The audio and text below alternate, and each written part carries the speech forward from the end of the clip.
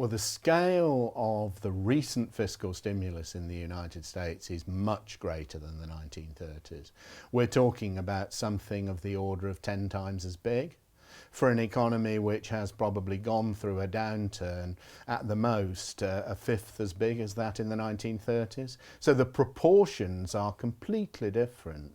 We this time have a quite big fiscal response to what has happily turned out to be a nasty recession rather than a further depression.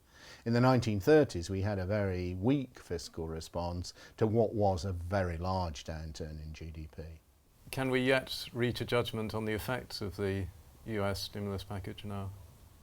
I think it's a bit early to be sure of that. The thing that is really, I think, interesting at the moment is that the profession has no real consensus on what the value of the fiscal multiplier generally is.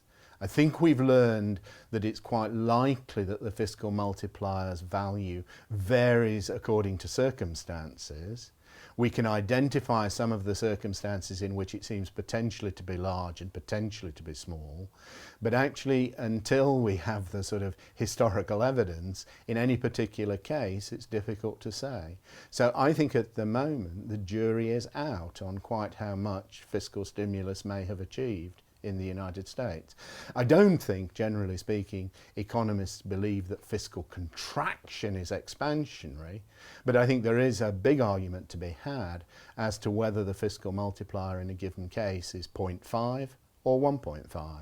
You know, there are quite reasonable grounds for thinking that much of our historical experience would lie between those bounds, but exactly what causes the multiplier to vary I think remains a topic for further research.